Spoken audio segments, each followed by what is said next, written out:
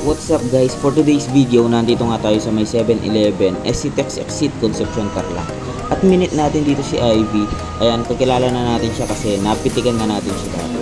At ngayon, pipitikan natin siya ng mga basic posing lang, mga nakatingin sa camera, nakatingin sa malayo, tapos nakaupo. Yung mga yun lang guys. At check natin kung okay ba yung kinalabasan.